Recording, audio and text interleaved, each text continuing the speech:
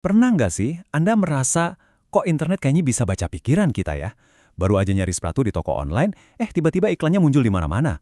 Atau pas lagi buka aplikasi musik favorit, daftar putar yang disodorin tuh benar-benar pas banget sama suasana hati. Belum lagi media sosial, yang entah gimana caranya, selalu berhasil bikin kita nge-scroll berjam-jam tanpa sadar. Nah, pertanyaannya, apakah mereka benar-benar bisa menebak langkah kita selanjutnya? Jawabannya tentu aja bukan sihir. Ini adalah hasil dari sebuah proses brilian yang terus bekerja di balik layar perangkat kita setiap detiknya. Oke, mari kita masuk ke bahasan utamanya, data mining, sang arsitek tak terlihat. Di penjelasan kita kali ini, kita bakal membongkar apa sebenarnya yang menggerakkan dunia digital kita. Ini adalah sebuah sistem yang dibuat dengan sangat bagus dan terstruktur rapi untuk membaca, memahami, dan memprediksi pola perilaku manusia. Biar gampang membayangkannya, coba pikirkan sebuah tambang emas raksasa. Di satu sisi, Anda melihat lautan tanah dan bebatuan mentah yang, jujur aja, kelihatan nggak ada harganya sama sekali. Tapi kalau Anda tahu cara menyaringnya, Anda akan menemukan bongkahan emas murni di sisi lainnya. Nah, data mining bekerja persis seperti itu. Bedanya, tambang kita di sini adalah data, dan emas yang kita cari itu adalah pola, tren, dan wawasan berharga yang tersembunyi di dalam tumpukan informasi tersebut. Jadi, kalau kita mau definisikan, data mining adalah proses menganalisis kumpulan data yang supermasif untuk menemukan pola, hubungan, dan informasi yang sebelumnya sama sekali nggak terlihat. Proses ini ibarat alkemis modern, mengubah data mentah yang membingungkan menjadi pengetahuan tajam yang benar-benar bisa kita pakai untuk mengambil keputusan. Dan untuk memberi Anda gambaran seberapa besar lautan data yang kita bicarakan, coba lihat angka ini, 2,5 kuintiliun byte. Itu angka dengan 18 nol di belakangnya.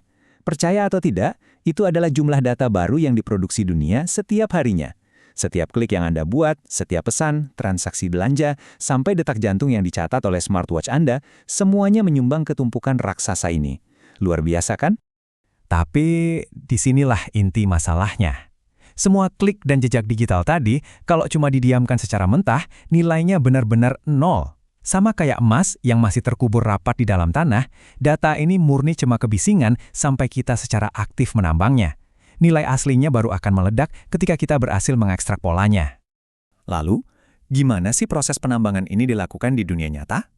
Di industri, para profesional biasanya pakai satu standar metodologi yang disebut CRISP-DM. Metodologi ini punya 6 langkah yang sangat sistematis. Semuanya harus dimulai dari yang pertama, pemahaman bisnis. Intinya, kita nanya dulu, masalah apa yang mau kita selesaikan. Setelah jelas, masuk ke langkah kedua, pemahaman data, di mana kita mulai ngumpulin data yang relevan. Terus, langkah ketiga adalah persiapan data. Langkah keempat, baru kita masuk ke pemodelan. Ini saatnya algoritma cerdas mulai beraksi. Setelah itu, di langkah kelima ada evaluasi, untuk memastikan pola yang kita temukan itu valid, bukan cuma kebetulan. Dan terakhir, penerapan. Algoritma tadi akhirnya dilepas untuk bekerja di dunia nyata. Nah, dari 6 langkah tadi, ada satu fakta yang cukup bikin geleng-geleng kepala. Sekitar 80% dari total waktu penambangan data ternyata habis cuma untuk langkah ketiga, persiapan data. Serius.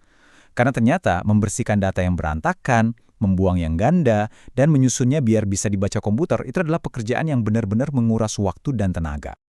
Oke, teori sudah selesai. Sekarang mari kita lihat seperti apa penerapan dari penambangan data ini di dunia nyata kita sehari-hari. Anda pasti tahu Amazon kan? Tahukah Anda kalau sekitar 35% dari total pendapatan raksasa e-commerce ini datang langsung dari sistem rekomendasi produk mereka? Bayangkan itu. Itu adalah bukti nyata bahwa ketika kita berhasil menganalisis data pelanggan dan menyajikan rekomendasi yang tepat, dampak finansialnya sungguh luar biasa masif. Dan ini bukan cuma soal belanja online, praktik ini ada di mana-mana. Di perbankan, teknologi ini melacak miliaran transaksi dalam hitungan detik untuk memblokir penipuan kartu kredit. Di bidang kesehatan, data rekam medis digunakan untuk membantu dokter mendiagnosis penyakit mematikan jauh lebih awal. Media sosial jelas, mereka melacak perilaku kita untuk meracik feed yang bikin candu. Bahkan di dunia olahraga, klub top Eropa menggunakan analitik data untuk menyusun taktik dan mencari pemain baru. Pertanyaannya sekarang, teknik apa saja yang dipakai para ilmuwan data untuk mendapatkan wawasan ini? Ada 5 metode utama yang sangat populer. Metode pertama adalah klasifikasi. Sesuai namanya, teknik ini mengajari komputer untuk memilah data ke dalam kategori-kategori pasti. Contoh paling gampang yang kita temui tiap hari, filter spam di email. Algoritma akan melihat ciri-ciri pesan, lalu memutuskan, oke, ini email penting masuk inbox, atau ini spam, promosi aneh, buang ke folder sampah. Metode kedua adalah clustering atau pengelompokan. Beda dengan klasifikasi, di sini komputernya nggak dikasih label dari awal. Komputer harus mencari sendiri data-data mana yang mirip. Misalnya, sebuah toko mengelompokkan pengunjung dengan kebiasaan belanja yang mirip tanpa benar-benar tahu identitas spesifik pengunjung tersebut. Ini sangat krusial untuk bikin strategi marketing yang pas sasaran. Yang ketiga namanya aturan asosiasi. Nah, ini menurut saya yang paling menarik. Intinya adalah mencari hubungan tersembunyi antara barang-barang yang sekilas nggak ada hubungannya sama sekali. Dan dari teknik inilah lahir sebuah cerita legendaris di dunia data analitik. Anda mungkin nggak akan percaya ini, tapi analisis data dari sebuah supermarket di Amerika pernah menemukan pola yang aneh banget. Pembeli popok bayi ternyata sangat sering membeli bir di waktu yang bersamaan. Hubungan yang tak terduga ini terjadi pada para ayah muda yang disuruh beli popok di malam hari. Akhirnya, supermarket tersebut mendekatkan letak kedua barang ini, dan boom, penjualan keduanya meroket. Lanjut ke teknik keempat, regresi. Singkatnya, ini adalah rumus matematika canggih yang dipakai untuk menebak sebuah angka pasti di masa depan.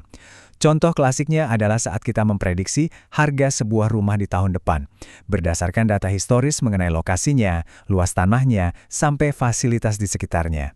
Dan metode kelima adalah deteksi anomali. Anda bisa menganggap ini sebagai anjing penjaga digital Anda.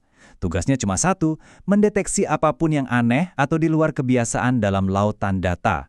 Ketika kartu kredit Anda yang biasanya cuma dipakai buat beli kopi di Jakarta, tiba-tiba dicoba buat beli jam tangan mewah di Eropa, deteksi anomali inilah yang langsung berteriak dan memblokir transaksi tersebut. Melihat betapa luasnya dampak dari teknik-teknik tadi, jadi makin jelaskan kenapa data mining sering disebut sebagai kemampuan paling vital di abad ini. Semuanya bermuara pada satu pepatah terkenal ini. Data adalah minyak bumi abad 21. Dan ini benar banget. Pengetahuan ini bukan cuma urusannya orang IT atau programmer aja.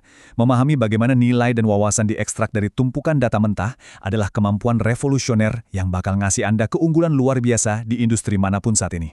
Pada akhirnya, data mining adalah jembatan ajaib antara tumpukan angka yang kacau menuju keputusan yang cerdas dan berdampak.